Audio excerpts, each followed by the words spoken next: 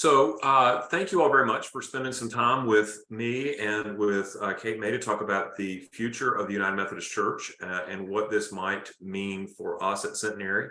One of the great things about who we are is I think that we're a church that really has a storied history and in the United Methodist Church, and we want to continue living into that, but also really trying to stay focused on our mission.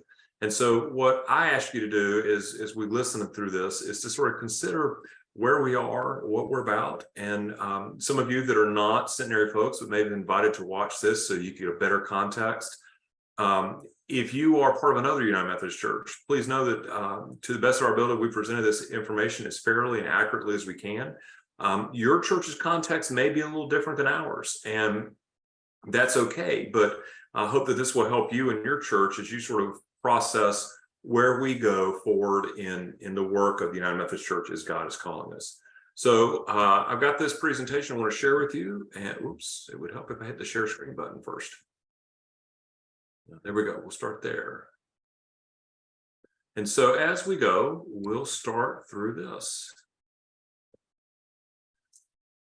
So as we think about this, the people called United Methodists, we have a storied history. It dates back to 1784 at the Christmas conference in Baltimore, Maryland. And it was at the Lovely Lane Chapel. And it was the organizing event for the Methodist Episcopal Church, which is the American expression of John Wesley's Methodist movement.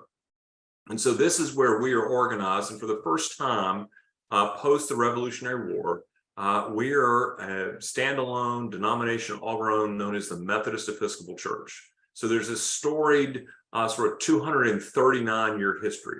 And so the Methodist Episcopal Church has been called America's Church. And it's been called this because as our nation grew, so did our church. Circuit riders, the ministers that planted new congregations on the frontier, were always being pushed forward so that as the boundaries of our country moved west, moved south and east and north, or south and west and north and west, our circuit riders were going out there meeting people right where they were, attending to their spiritual, physical, and relational needs. And I shared this with the group this morning, that there are journals where Presbyterian ministers were riding out to the frontier, all the way even out as far as later in history, out to Oregon. And they finally thought, we're going to get somewhere, and we're going to finally be able to witness to a population of people that haven't known the gospel and aren't bound together in churches, and we're going to plant new churches. And they got there only to find that every time they got to a new town, the Methodists had already been there, and the Methodist Episcopal Church already had a presence, was already starting congregations in small groups in those areas. But throughout this history, it's not always been harmonious. Over our 239 years, there have been 18 major splits or splintering in the Methodist family. So the Methodist Episcopal Church bumps along, and somewhere along the line, there is a reason for part of the family to split off. Maybe it's, as you see here, things like slavery, or the treatment of minorities, or theology, the power of the bishops, political disagreements, that sort of thing. But even within that history, there have been two occasions where we have seen churches that split off from the Methodist Episcopal family that have come back together and formed a new denomination, which is really couched in the old. One of those was in 1939 when the Methodist Episcopal Church North, or it was called the Methodist Episcopal Church, but almost in parentheses, North, the Methodist Episcopal Church South, that was its official name, and the Methodist Protestant Church all looked at each other and said, you know, we have this shared history. We had this split back in the 1840s over slavery and some issues relating to the power of the bishops, but we have this shared history. Let's come back together and form, let's get back together as a family. And so that's when the Methodist Church was formed in 1939. And that continued until 1968, when the Methodists looked mostly to the Midwest, and there was a large group of Germans that were sort of somewhat out of the Lutheran family, somewhat out of the Reformed tradition within the Lutheran family, called the Evangelical United Brethren, or the EUBs. And they looked at the Evangelical United Brethren and they said, gosh, we have this shared histories or the shared theology, the shared commitment to piety and that sort of thing. What would it look like if our two denominations merged? So in 1968, the Methodist Church and the EUBs merged and formed the United Methodist Church. drawing the word united from the EUBs and the Methodist from the Methodist Church. So just to sort of show you what that looks like, in this slide here, you kind of see that in 1784 we begin, and then we see all these different splits with things like over the bishops and racism and slavery. You see here in 1939 this merger that comes back where people come back together and we form that. But still, even within that, it wasn't totally clean, because there were some members of the Methodist Episcopal Church South that did not want to join in that merger of 39. And so they split off and formed their own denomination, the Southern Methodist Church. We see the evangelicals emerge in 46, and that gets us all the way to 2022, where we see yet the most recent fracturing or splintering of the Methodist family. But in our history, there's this common heritage that we have. So the Apostles' Creed is this document that we have used, or this pledge that we've used in worship to talk about what it is that we believe. And it's the sort of the basic foundation of our Christian faith. And so we begin to understand who we are, which is why we use creeds regularly in worship. The Wesleyan beliefs enclosed in our Articles of Religion, these are some of the teachings that John Wesley had. And so in the Articles of Religion, which is enshrined in our Book of Discipline, this sort of spells out John Wesley's beliefs and sort of how he worked this Methodist movement within, at the time, what was the Anglican Church. And so this becomes part of it. And then also we have our doctrinal standards. So these three pieces alone, the creeds of the church, especially the Apostles' Creed, the Articles of Religion, and the doctrinal standards, become the common heritage that United Methodists celebrate.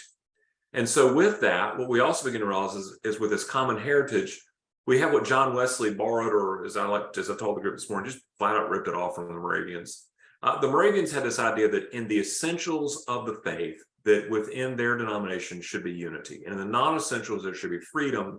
And in all things, no matter what, essentials or non-essentials, there should be grace and charity. Well, John Wesley liked it so much that he, in a sense, encourages that as well. So in the things that are important, that are essential to who we are as United Methodists, those doctrinal standards, those Articles of Religion, the Apostles' Creed, those are never wavering. Those are the tent post, if you will, that holds the whole tent of our denomination. That's the grounding point for who we are. So when we think about this idea of the tent, sometimes people use this phrase that the United Methodist Church is a big tent. So if you think of a circus tent, you know, it's huge, it's round, it's got the side walls, but it's held up in the middle by this central post. And that post are these essentials. And then everything outside of that post, but within the walls of the tent, those are sort of the non-essentials. And there's a little bit of freedom and a little bit of playing the wheel to interpret scripture, to interpret theology, to interpret conversations about social issues that face our world in the context in which we discover them. And so the beauty that I see of the big tent of United Methodism is the fact that two known people to us, Hillary Clinton and George W. Bush, are both United Methodists. And the big tent of Methodism is such that these two people, who have different political viewpoints, who may have different ways of looking at the world a little bit, can still sit on the same pew in a United Methodist church, and they have a common belief. They have that unity of the things that matter, but they celebrate the freedom and the non-essentials and approach each other in that regard in grace and charity. But where we find ourselves as the denomination, we find ourselves at a crossroads, and it's specifically around the matter of human sexuality and the LGBTQIA+ community, and how we're in ministry to them, with them, alongside them, for them, the whole nine yards. And so we have this, and this becomes sort of who we are. This is where we find ourselves today, this denomination at crossroads. But to really understand what's happening, let's take a step back, not only the beginning, but really to the process by which policies and structures are made in the church. So we have this governing body of the United Methodist Church called the General Conference. And we like to use this word conferencing a lot, so bear with me. So we have the General Conference, and General Conference meets every 4 years. It's comprised of an equal number of laity and clergy delegates from each annual conference. And so an annual conference is a much smaller region, think very tightly geographic. So we're in the Western North Carolina Annual Conference, which are the 41 counties essentially west of the Alamance-Guilford County line. Everything west of that, more or less, is the Western North Carolina Annual Conference. And so in those 41 counties, we're the Western North Carolina Annual Conference. And so the number of delegates that we elect to General Conference is based on the membership of the United Methodist Church in those annual conferences. And so when we send a certain number of delegates out of our annual conference, they join alongside delegates from other annual conferences in the US and from annual conferences around the world. Because we are an international denomination with churches in Africa and Western Europe and a little bit of Eastern Europe and Asia and the Pacific. And so we've got all these different churches. So we come together quadrennially for this general conference. And it's the only governing council that sets the policy for the church. So when we meet, there are petitions upon petitions. It's a notebook of paper that's probably about 4 to 6 inches thick, depending on the year, of proposals and ideas to set the budget for the general church for the next 4 years. And so the work that they do is, and the rules that they make are codified in what we call the Book of Discipline, which orders the life of the church and is essentially functions as our bylaws. So in 1972, at the General Conference in 1972, the social principles, which is a part of the Book of Discipline, the social principles sort of talk about how the church feels or thinks or approaches some of the issues of the day, say gun control or abortion or the environment. In 1972, for the first time in the Book of Discipline, the social principles address homosexuality. And what it stated was that homosexuals, much like heterosexuals, are persons of sacred worth. So there was a reason that some of the delegates felt like that needed to be stated and added to the social principles at the time. And as soon as it was voted on and added, a floor debate ensues. And in that was added the statement, but that the practice of homosexuality is incompatible with Christian teaching. And so at that very moment, in something that did not exist before that moment in the Book of Discipline, the conversation about homosexuality, it appears they're counted as having sacred worth, but that their lives are incompatible with Christian teaching. And so this becomes, if you can imagine, if you were someone in that community, that this, and being declared incompatible, that has a lasting effect. Well, what comes out of that general conference, and has happened at every general conference since then, is a great debate on the matter of the church with respect to human sexuality and homosexuality. And over time, language has been added to the Book of Discipline, which prohibits things such as the use of church funds, denominational funds, for matters supporting homosexual causes, caucus groups, that sort of thing, for the prohibition of ordination of self-avowed and practicing homosexual as a minister, and a prohibition of same-sex weddings or unions officiated by our clergy and or in our churches. And so these are added over time. And again, General Conference meets every 4 years. And so every time they meet, there is great debate, great discussion about this language. It simply gets referred to a lot of times in conversations as the restrictive language, but lots of debate happens about it. At the General Conference of 2016, once again, there's a lot of work that the General Conference has to do. It's probably a notebook about 5 inches thick of petitions, but the conversation quickly grinds to a halt. All the other work of the General Conference almost comes to a dead stop because of this debate over human sexuality. And the divide is along theological and age and regional demographics. And so what all of a sudden the body realizes, there's some leaders in the body, clergy and laity alike, who realize that the conference is completely stuck. And one of those leaders asks for a moment on the floor, gets the microphone, and nobody really knows what's about to happen. And they turn and they look at the bishops. Now the bishops sit up on the main platform, and their whole job during the General Conference is to lead worship and to preside at the meeting. They do not propose legislation. They do not vote on it. They are merely the spiritual leaders of the church and the General Conference. They take turns. And so there's there's over 59 bishops, and they're up there on the stage. And these delegates turn and they say to the bishops, we are stuck. We are asking you, almost these words, almost begging you for your leadership and guidance to help us find a way out of this stuckness. So the bishops, they call a timeout essentially, and they adjourn to a conference room in the conference center of their meeting, and they start to debate what to do. This is unprecedented that the General Conference has asked our bishops to lead in this way, to sort of do something that is not really what we've seen before.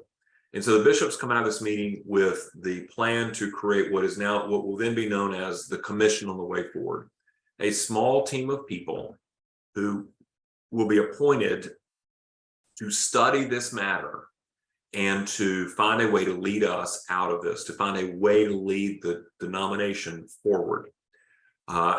And with that, the agreement was made that all other conversation, all other debate on the issue of human sexuality would stop until the Commission on the Way Forward did its work and presented something in the future. And this allowed the General Conference to do all of its other work. So the Commission on the Way Forward meets with one goal: recognizing that we express this shared Wesleyan heritage in light of a vastly different interpretation of Scripture regarding human sexuality, figuring out a way to allow as much contextual differentiation as possible with the desire to keep everyone together. They did their work they started almost immediately in 2016 with this work, and they completed their work by May of 2018. And in their work, what they came up with, went the wrong way. In their work, what they came up with was a proposal to call a general conference in 2019.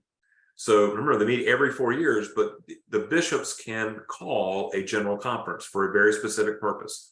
So the bishops called for a general conference in 2019 to vote on the work, to choose a path based on the work of the Commission on the Way Forward. And so the path had three different plans. The first option was known as the One Church Plan, which my way to describe that is it's a little bit of the choose your own adventure where each church can decide whether it will allow for a same-sex wedding. Each clergy decides whether they will officiate at a same-sex wedding or not. Annual conferences can determine about ordination or not. And so that was one way. The second plan was the Connectional Conference Plan, which really would take churches of like mind and group them in annual conference like others. And so this Connectional Conference Plan would look like a jigsaw puzzle, if you will, of different ideas. And so it would have this sort of sinewy, snaky look to it, if you will, trying to stitch together annual conferences with churches that had like opinions. And then there was a Traditionalist Plan, which really affirmed the language that was already in the Book of Discipline and added a little bit more. Well, the Connectional Conference Plan was really complicated and nobody really felt great about it. And so it was dead on arrival. The One Church Plan was the one that the Council of Bishops was really excited about, that most of the Commission on the Way Forward was excited about. And when it was presented to the General Conference at that General Conference in 2019, it did not prevail. It failed. But what we did see was when the Traditionalist Plan was presented, it prevailed 53% to 47%. And in the process of doing that, it added stiff penalties for clergy who violated the Book of Discipline with respect to same-sex weddings. But it also created a new paragraph in the Book of Discipline, paragraph 2553, which would be a short-term paragraph. It would expire at the end of 2023, at the end of this year. So in 2019, it was put in the Book of Discipline for really a 3.5-year lifespan. And it was put in there to allow for churches that didn't agree with the denomination's stance on human sexuality a way out. And it spelled out all the different steps. We'll come back to those steps in paragraph 2553 in just a few minutes. Well, just as soon as you can imagine, if you watch that General Conference, heard the stories of it, it was very contentious in its own right. And they had 3 days to do their work, and they used every last minute. Matter of fact, they exceeded their time by an hour, and the convention center had said, you guys have to be out in 30 minutes because we have another event coming in. We've got to clear the stage and start setting up for that one. That was how much work we did on that. That was how much tension there was in the room. So what happens is we go out of the General Conference in 2019, and immediately the summer annual conference season is upon us. And so Because there is a general conference, the regular quadrennial one is supposed to be in the summer of 2020. We began electing delegates and proposing legislation for the general conference of 2020. Many annual conferences in the U.S. elect a wave of centrist, those mean moderates, and progressive delegates. Many annual conferences pass legislation recommending the removal of the restrictive language. So even though we've just had a general conference about this, many were displeased with what they saw. As you can imagine, when it only passes 53 to 47 in terms of percentages, there's not an overwhelming majority. So there were petitions being passed by annual conferences to remove the restrictive language and maybe to explore another way forward or another future. And so then what happens is that kind of continues. And throughout the summer, unbeknownst to many of us, there was a bishop from Africa, Bishop Yambasu, who really started thinking about this from a witness standpoint and didn't like what he saw coming out of General Conference. So he pulled together all representatives from each of the caucus groups, the conservatives, the centrists, the progressives, a couple of bishops, and got them in a room with a mediator by the name of Ken Feinberg. Some of you will know Ken Feinberg was the mediator that settled the 9/11 Victims Compensation Fund, negotiated all of that, a tremendous man. And though of the Jewish faith, when he was approached by Bishop Yambasu, he looked at Bishop Yambasu and he said, the United Methodist Church is too important for our country and for the world. And so I want to help you solve this because this infighting is not good for any of us. Now think about this. This is a man that's not in the family who recognizes that it's not good for the family to be fighting. And he gives of his time and his energy, donates his time to do this. And his whole course of action was to help these caucus groups sit at the table and say, what are you willing to give up so that no one loses and everyone wins? And so this plan comes together, which was called the Protocol for Reconciliation and Grace Through Separation, also known as the Protocol. And because all the caucus groups had worked on it, they were all in favor of it. They loved it because it planned a course of action to move beyond this impasse where we find ourselves and to allow everyone to begin moving forward in a new environment. So what ends up happening with this is this protocol is announced in January of 2020. As more scholarship and more study on it, people are getting excited. The caucus groups have said, we're going to fight like the devil. That's probably not a good cliche, but we're going to fight like the devil at General Conference to make sure it passes. And everybody's excited. Everybody cannot wait for General Conference. It's coming ahead. It's coming up very soon. We're all excited about it. Well, then you all remember what happened in March of 2020. The pandemic hits and it shuts the entire world down. And with that, General Conference 2020 gets postponed not only for 2020, but for 2021. And as we move to 2022, it gets postponed a third time. We'll talk about that in a second, but in that postponement in 2022, it gets bumped all the way until the spring of 2024.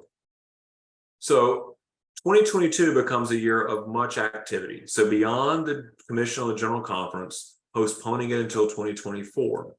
When that was done, when that was announced in January, March-ish of that year, somewhere in that time frame, the leaders of the Wesleyan Covenant Association, which is one of the conservative caucus groups in our denomination, they decided that they weren't going to wait until the General Conference of 2024 to execute their part of the protocol, the launching of a new traditionalist, conservative-minded denomination. They decided to go ahead and launch it. And so on May 1st of last year, the Global Methodist Church was launched. Now, this is where it gets really interesting because for many years, we've always referred to ourselves as the Methodists. There are other Methodist denominations, as you saw earlier, but most people assume we talk about the Methodists that are talking about the United Methodist. Well, now there's the Global Methodist. So they use the words the Global Methodist Church, and they are an international denomination.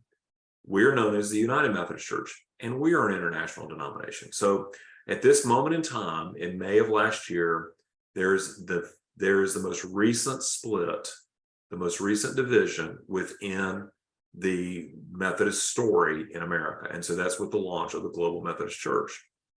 And so what happens with the launch of the Global Methodist Church is it leads to an uptick in the number of congregations wanting to disaffiliate from the United Methodist Church. So these are traditionally, or these are the vast majority, actually most of them, are all traditionalist-minded congregations, but they are choosing to use paragraph 2553 to exit the denomination. And so as they do that, that's where we start to see some energy and things pick up. In November of last year, we had jurisdictional conferences. Those are geographical regional conferences, larger than the annual conference. So we're in the Southeast jurisdiction. So you imagine it's all the Southeast annual conferences, elected new bishops and assigned them to their new annual conferences to replace those who had retired. So we were sharing Bishop Ken Carter, because our bishop had retired the year before. We were sharing him with the Florida annual conference. We elected new bishops, and now Bishop Carter is our bishop, and he only has one annual conference, which I don't know how he did 2 annual conferences for a year and a half, but bless him, he did a great job. The Judicial Council, which is our Supreme Court, ruled that the 2024 General Conference is not a new General Conference, but is in fact the postponed 2020 General Conference. And that's technically sounding and goofy sounding, but the reality behind it is that means that all the legislation that was already submitted for the 2020 General Conference is still valid and still live. And so that is a great thing. The delegates that we elected in 2019 are the delegates for the 2020 General Conference, or for the 2024 General Conference. But new legislation may be introduced because there are rules on how early legislation can be introduced before a General Conference. And so there are new rules. So we can, new legislation can be introduced. The Commission on the General Conference announced the 2024 General Conference will be held in late April and early May of next year here in Charlotte, North Carolina. So it's going to be the Southeast jurisdiction. It's going to be just down the road from us, about an hour and a half. And so this is all kind of exciting and fun because we're going to have a front row seat to it. But here's what all this means for us and what we've been dealing with. So since 2020 up through today, there have been 233 churches across the Western North Carolina Annual Conference that have disaffiliated. 192 of them have disaffiliated this year. We voted on those to disaffiliate just 2 Saturdays ago. You read my emails about that. There are still some other churches that want to disaffiliate. They just didn't have all their paperwork done. And so we're planning on having another called annual conference in November of this year for a final round of disaffiliations before the end of the year. These are churches that are taking advantage of paragraph 2553. And what that means is this: the congregation discerns that they no longer want to be a part of the United Methodist Church for whatever reason. Our conference is not questioning that. They're not making them prove why they don't want to be a part of the United Methodist Church. We are taking them at their word that they don't want to be a part of it. They go through a series of discernments, a series of meetings, conversations. They have to take a couple of votes on this, and they have to take one final vote. And in that final vote, 2/3 of the membership of the church must approve, at least 2/3 must approve for the church to disaffiliate. That's spelled out in paragraph 2553. The church also, in addition to that, if the church has received a grant from the annual conference in the last 10 years for things such as salary support or a new church start or technology upgrades or any grant whatsoever from the annual conference, they have to pay that grant back. Because the belief that our conference trustees have is that we have invested in your vitality, and it's only fair that if you're leaving us, that you return the money, the investment. Also, each United Methodist Church across the conference, we pay what are called apportionments. Some people like to think of these as dues, others think of these as taxes. What this really is this is our missional giving that each church provides to support the ministry of the United Methodist Church around the world, around our annual conference, and around our district. And so each church is every year asked to pay a certain amount for what we call these apportionments. So paragraph 2553 says for a church to leave, they have to be current on their apportionments and pay an additional year's worth of apportionments. This is not a fine or a tax or punitive. It's done because we set our conference budgets a year and a half in advance. And so this allows for the budgets to that we've made plans with that allows for us to make sure that the budgets happen and can happen as we also begin to pivot and adjust for new realities in annual conference. The final thing they're asked to pay is they're asked to pay their church's share of the unfunded pension liability that we have for all of our clergy. Again, we see this as part of our obligation as churches to make sure that we pay into the retirement fund for all of our clergy. And so this is a formula that is computed by the denomination's pension board. It uses a great big calculus formula, but it is very fair.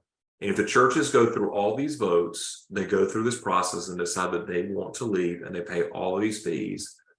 In exchange for that, the conference blesses them and sends them on their way to their new sort of calling for ministry. And in doing that, they take all their property with them, and all their buildings, all their grounds, all their assets, they go with them, which is a little different because all of our stuff is owned and held in trust for the annual conference, for the United Methodist Church, for the kingdom of God. None of it is ours. I'll talk about that in a minute, but none of that property is ours. Even though we may have built it, we may have paid to renovate it like we did with the East Building, we're doing all of this for the kingdom of God and for not only this present age, but for the future. And so with paragraph 2553, here's a way to let these churches gracefully leave our denomination and to move to their next step. So what we know about these churches that are disaffiliating as of now, most of the churches, most of that 233, most of those are rural and small membership churches, smaller membership churches. It's expected by the time we get to November that there will be some larger membership churches in that, and they may be from more urban or suburban areas. The other thing that happened when you look at this, these 192, 15% of those, with 192 that we voted on just 2 weeks ago, they represent 15% of the membership of our annual conference. Or if you think about it in terms of the number of churches, it's 20% of our physical locations. Where we are in the Yadkin Valley, there were 41 of the 192 churches came out of the Yadkin Valley, or 26% of the churches in our district. Within that, of the 41, 9 of those were in Forsyth County.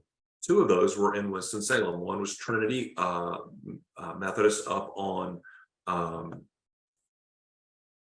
Country Club. Sorry, drew a blank for a second. And then there's Elm Grove. Within that, we look at the clergy side of this. Of the 41 churches, 15 were served by clergy who are staying in the denomination. 28 are served by clergy who are leaving the denomination. So not only are there churches that are leaving, there are also clergy that are leaving. And as Bishop Carter said in this, this is a pivotal chance where we send them to their next expression of ministry, and they go with our blessing. And so that is why that's how we voted to send them out. Also, what happened last year was that there were, in this whole process, there were 36 churches that sued our bishop, sued our conference trustees and the conference in general, seeking another route for disaffiliation other than that paragraph 2553. They felt that there were other options in the Book of Discipline that we could use. They felt like that it was not fair, that it was unjust. Our judicial council has ruled that paragraph 2553 is the only way a church can leave the denomination. And so this becomes the subject matter of a lawsuit. It's filed in a court in Iredell County. The judge weighed the material. The conference, in its rebuttal to that suit, said, look, this is a theological argument. The courts have no business entering into that. And the judge said, I agree. And so he threw the suit out of court, dismissed it. Those 36 churches are still in the sort of the after period where they have to decide if they want to appeal the lawsuit or not. And if they do, then it'll work through the appeals process. But because of that, those 36 churches cannot engage in the paragraph 2553 process. So they have to decide pretty quickly if they want to do paragraph 2553 or put all their cards on the table for the lawsuit appeal process. And so we're just waiting to see what happens there. Across the connection, across the United Methodist Church in the U.S., this number here, the 2,469, this was a number that was current as of 10 days, 2 weeks ago. It has changed, just like our annual conference had a special called session, several others have as well. Some conferences only had 41 churches leave, another had 130 leave. So the numbers are a little soft, but what you can see is, again, it's about 8% of the churches. This percentage will rise, probably along the lines of 15 to 20%. But we'll just see that. And so I'm going to keep updating this along the way, which is part of why the slides aren't going to be available till after Memorial Day, when we have finished all the called annual conferences and all the data has been collated by our General Counsel on Finance and Administration. Now, not all the disaffiliating churches are joining the Global Methodist Church. Some are joining some of those other Methodist denominations that you saw in the early slide where we had all the different splits and divisions. For example, we have a church in our annual conference that has decided to join the Southern Methodist Church. Another one in Alabama has decided to join the Free Methodist Church.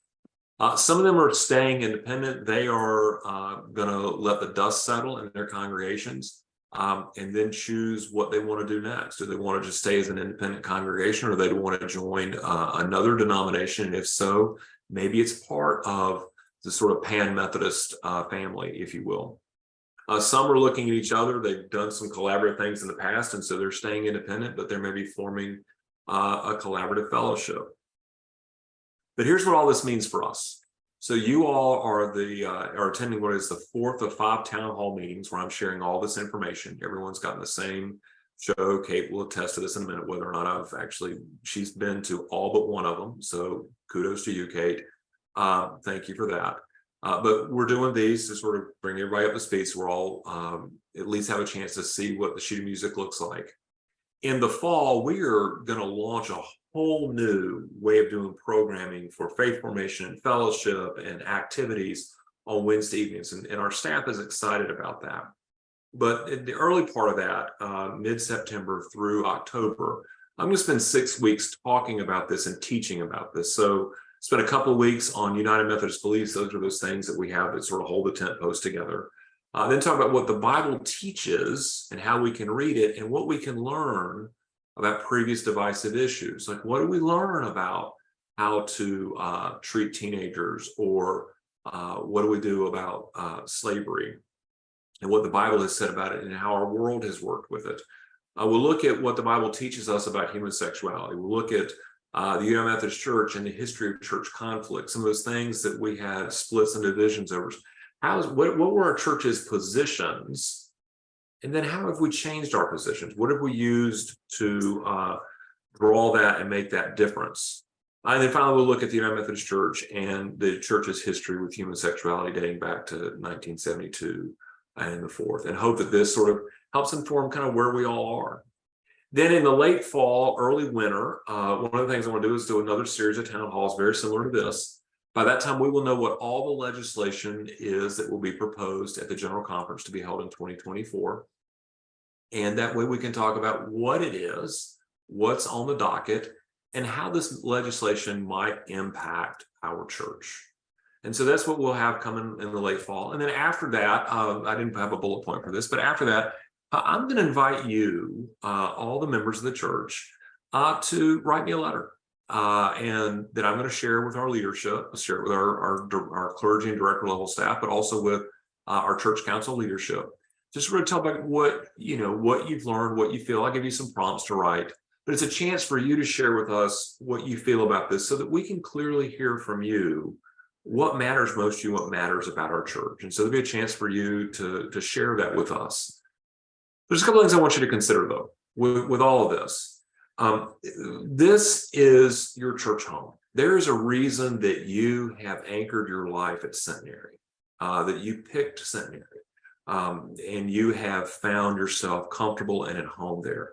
And no matter what comes down the pipeline, this doesn't need to change. My thing about this is that we are better together. We're in that tent now.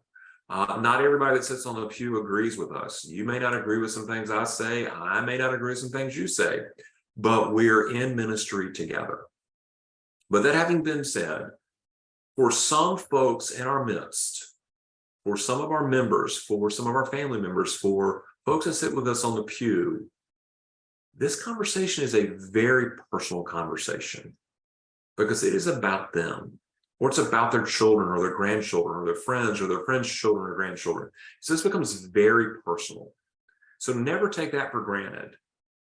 And so with that, what I hope that we'll do is we'll listen to each other. So while on this conversation, we're spread out across the wonders of the internet, what I encourage you is listen to each other. So if you've heard something tonight that you're really excited about, or something that you're really sort of puzzled by or don't totally understand, but you know someone else that's been in one of those sessions, is talk to them and say, hey, what do you think about what you're hearing in these town halls? I'm not sure what to think, or it makes me excited, or it makes me nervous, or this is what my hopes for the church are. But just ask each other the questions, listen to each other. Don't ask people questions so that you can then hammer them with your opinion only, but to really hear where they're coming from. And then let us engage in what's called holy conversation. When we start to listen to each other and talk to each other, this is this holy conversation where God is working in our midst, and we're really listening to each other and hearing how each other feels and thinks about this. And then I want you to do this. I want you to pray for each other. I want you to pray for the people that you see at church on a regular basis, the people that, maybe people that you know at church that you don't see because they go to a different service, but you know who they are. We'll just pray for each other. I want us to pray for our church because, folks, our mission is so vital. The world desperately hungers for what we have found at Centenary and for what we are called to offer. And so we have been and are going to be remain focused on that mission, because the world desperately needs us to follow Jesus, and desperately needs us to bring about transformation. And with that, what I want us to consider is to give serious consideration to our witness to the world. When things like, the votes to disaffiliate churches or annual conferences or general conferences, when things end up in the newspaper, people that are not of the Christian faith, or people that are exploring it, or they're unsure, people looking for a church home, they want to know what we think and what we do. And folks, how we act and how we answer the questions, how we treat each other matters, because they're watching us. And what I know of our congregation is that we're a place where people are loved and welcome just who they are, that we see each other first and foremost as children of God, and we start there. And so if we start with that and we show that to the world, then they know that that's the kind of place we are, no matter what. And so when they see the sensationalism in the news, what we begin to realize is they see in us calm, loving folks that are willing to engage in the conversation and willing to support and care for each other.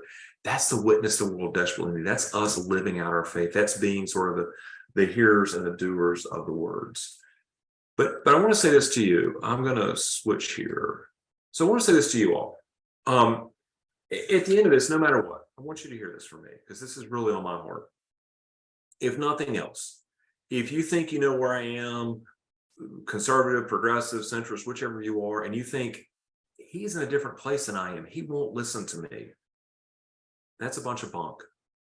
He doesn't care. Oh, I do care. Because what I look at is the beauty of the kingdom is that we are all made in the image of God. We're all perfectly made in the image of God. And we all have different viewpoints. And that's part of the fabric of the church. It's part of the fabric of who we are. And we all matter, and you matter to me. So if nothing else, know this. Part of my calling as a minister, and specifically my appointment to Centenary, is that I serve as your minister. No matter where you are, progressive, centrist, conservative, unknown, unsure, I am here to listen.